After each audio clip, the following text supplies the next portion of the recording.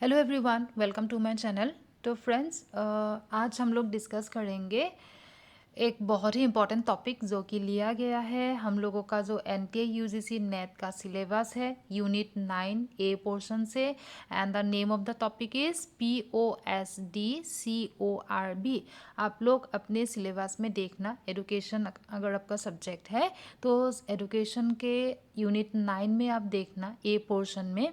तो ये एक टॉपिक है, बहुत ही इम्पॉर्टेंट टॉपिक है आप लोगों के नेट के लिए। ठीक है, तो फ्रेंड्स हम लोग नेट 2021 के लिए प्रिपरेशन अभी से स्टार्ट कर रहे हैं। एंड मेरा एक पर्सनल बैच भी है जो नेट के लिए प्रिपरेशन वहाँ पे भी चालू है। अगर आप इंटरेस्टेड है तो आप मुझे ईमेल कर सकते हो। एंड मेरा ईमेल आईडी है anukampa.devi@gmail.com। वो पेड कोर्स है, ठीक है। तो इसके बारे में मैं और भी डिटेल में बताऊंगी। पहले हम लोग ये डिस्कस कर लेते हैं POSD CORB ये क्या है, कहाँ पे यूज़ किया जाता है। तो जो यूनिट 9 है ना आप लोगों का, तो वो that is basically related to the management field. ठीक है, वो मैनेजमेंट एंड एडमिनिस्ट्रेशन से रिलेटेड है। ठीक है, तो ये जो कॉन्सेप्ट है ना, ये कॉन्सेप्ट पहले किसने दिया था? ये कॉन्सेप्ट दिया था गालिक ने, GULICK, गालिक ने ये कॉन्सेप्ट दिया था। एंड उन्होंने कहाँ पे दिया था? हेनरी फेयोल का नाम आप लोगों ने सुना होगा। तो हेनरी फेयोल ने मैनेजमेंट के आइडियाज़ दिए थे उन्होंने। ठीक है, 14 प्रिंसिपल्स दिए थे मैनेजमेंट के। एंड उन्होंने जो प्रिंसिपल्स या आइडियाज़ जो शेयर किए थे रिगार्डिंग मैनेजमेंट, तो वो 14 प्रिंसिपल के बेसिस पे गालिक ने ये जो POSD CORB है इनका डेवलप किया। ठीक है, तो ये है एक educational, it is applied in the educational management. ठीक है, एजुकेशनल मैनेजमेंट में ये अप्लाई किया जाता है। तो उन्होंने क्या किया था, गालिक जो है उन्होंने एक पेपर लिखा था फेयोल के मैनेजमेंट आइडियाज़ को लेके। उन्होंने एक पेपर लिखा था एंड पेपर का नाम था notes on theory of organization. वो पेपर उन्होंने 1937 में लिखा था। ठीक है, एंड उस पेपर को थोड़ा एडिट किया। एडिट किसने किया? गालिक ने भी किया थोड़ा, और थोड़ा पोर्शन आर्विक बोल के एक थे, उन्होंने भी किया। URWICK। ठीक है, आर्विक ने भी किया। तो गालिक एंड आर्विक, इसीलिए बाद में ये गालिक एंड आर्विक दोनों इस POSD CORB के लिए माना जाता है। ठीक है, दोनों का नाम आते हैं एक साथ। चलो, तो अभी हम लोग पढ़ते हैं कॉन्सेप्ट क्या है, मेन कॉन्सेप्ट क्या है बिहाइंड दिस POSD CORB।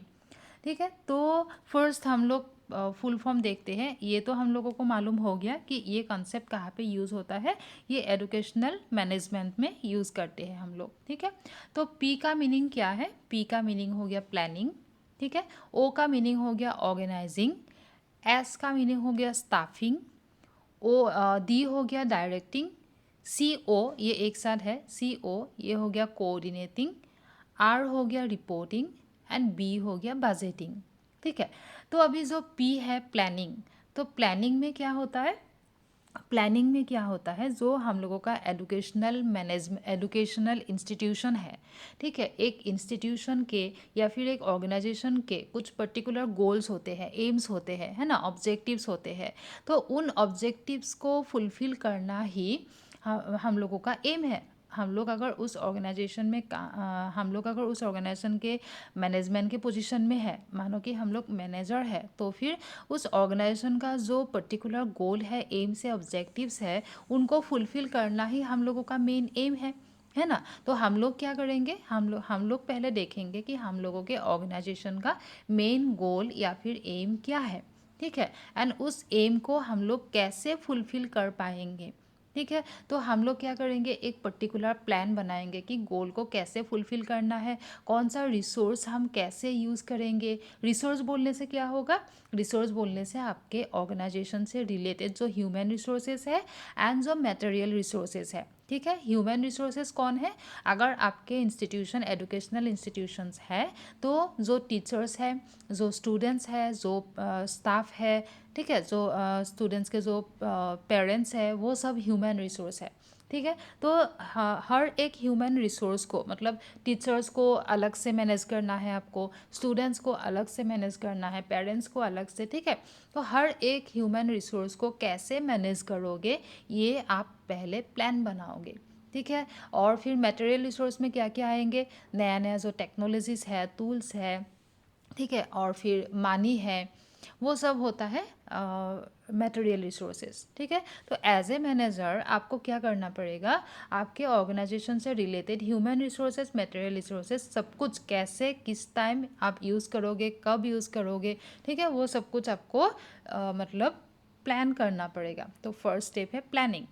उसके बाद आप क्या करोगे, उसके बाद है ऑर्गेनाइजिंग। तो प्लानिंग आपने कर लिया, ठीक है, लेकिन प्लानिंग में तो बहुत सारा एक्टिविटीज़ आपको करना है। आपने प्लान कर लिया कि क्या क्या एक्टिविटीज़ आपको करना है, लेकिन वो सब एक्टिविटीज़ आप एक साथ या एक ही दिन में तो नहीं कर सकते हो, है ना। तो आपको क्या करना पड़ेगा, आपको उस एक्टिविटीज़ को वन बाय वन ऑर्गेनाइज करना पड़ेगा। मतलब कौन सा एक्टिविटीज़ पहले करना है, कौन सा सेकंड में करोगे, कौन सा थर्ड में करोगे। ठीक है, तो इसीलिए आप एक प्रॉपर सीक्वेंस में एक्टिविटीज़ को ऑर्गेनाइज करोगे। ठीक है, वो हो गया ऑर्गेनाइजिंग। स्टाफिंग क्या होता है, तो आपके ऑर्गेनाइजेशन में प्रॉपर स्टाफ तो आपको चाहिए, है ना। आप तो अकेले हर एक एक्टिविटीज़ आप अकेले नहीं कर सकते हो। आपके ऑर्गेनाइजेशन का जो गोल है वो आप अकेले फुलफिल नहीं कर सकते हो। ठीक है, उसके लिए प्रॉपर स्टाफ आपको चाहिए। तो आप क्या करोगे, स्टाफ रिक्रूट करोगे, है ना, नया नया स्टाफ लाओगे। तो जब आप स्टाफ रिक्रूट करोगे तो आपको देखना चाहिए कि आप जो स्टाफ रिक्रूट कर रहे हो ना, किस काम के लिए उनको रिक्रूट कर रहे हो, उस काम के लिए वो लोग परफेक्ट है या नहीं, उन लोगों के पास प्रॉपर वो लोग मतलब उस फील्ड में एक्सपर्ट है या नहीं। ठीक है, उन लोगों का प्रॉपर नॉलेज है या नहीं, वो सब देख के आप उस हिसाब से पर्टिकुलर पोजीशन पे पर्टिकुलर पीपल को रिक्रूट करोगे। ठीक है, वो हो गया स्टाफिंग। डायरेक्टिंग क्या हो गया, डायरेक्टिंग हो गया डायरेक्शन देना, गाइडेंस देना, मोटिवेट करना। ठीक है, आप तो उस ऑर्गेनाइजेशन का एक मैनेजर हो। ठीक है, तो हर एक चीज़ जो हर एक रिसोर्सेज को मैनेज आपको करना है। ठीक है, इसीलिए हर एक वर्कर्स को या फिर एम्प्लॉयज़ को या फिर टीचर्स जो भी हो, हर एक रिसोर्सेज ह्यूमन रिसोर्सेज को डायरेक्शन आप ही दोगे। ठीक है, क्योंकि आप मैनेजर हो, तो किसको क्या काम करना है, कब करना है, कैसे करना है, ठीक है, क्या क्या रूल्स फॉलो करना है, वो सब डायरेक्शन आप दोगे, गाइडेंस आप दोगे। ठीक है, तो वो हो गया डायरेक्टिंग। Then coordinating. कोऑर्डिनेटिंग का मीनिंग हो गया वर्किंग टुगेदर, एक साथ काम करना। तो आप क्या करोगे, जहाँ जहाँ स्कोप है आपके ऑर्गेनाइजेशन में तो अलग अलग डिपार्टमेंट होगा। ठीक है, तो जहाँ जहाँ आप कर सकते हो डिपार्टमेंट्स को एक साथ मतलब ब्रिंग दैम टुगेदर।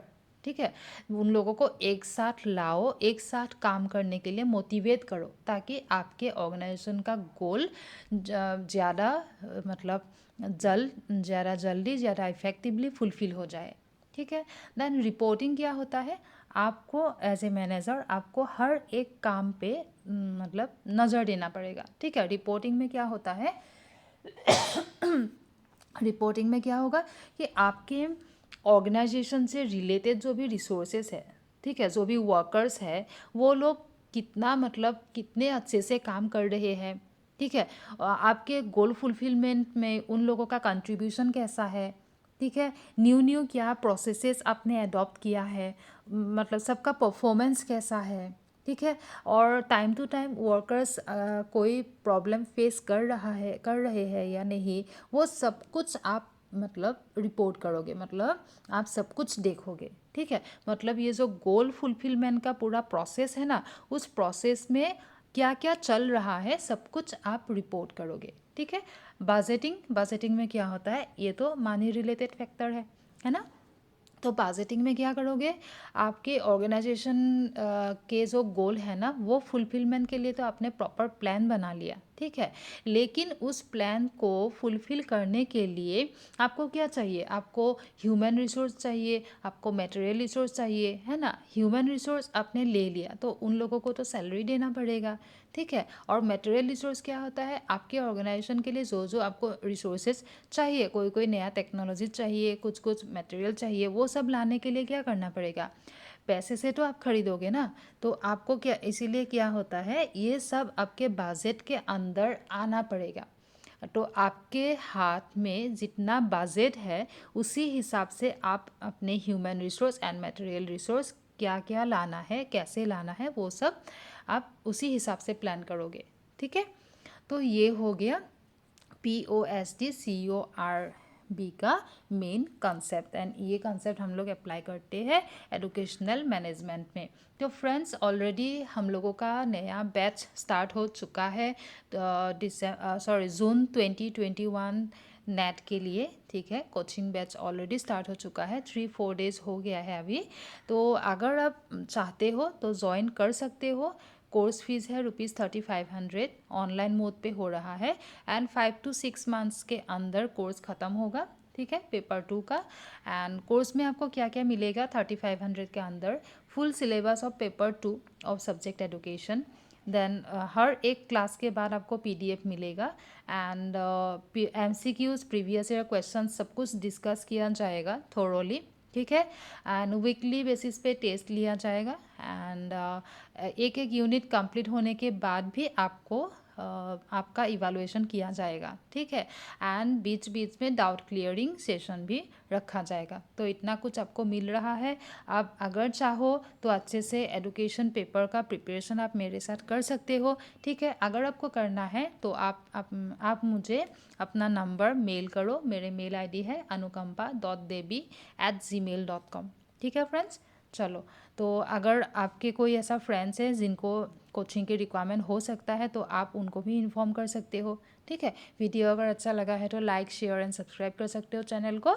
बहुत ही जल्द मिलेंगे हम और एक इम्पॉर्टेंट टॉपिक के साथ। चलो, थैंक यू।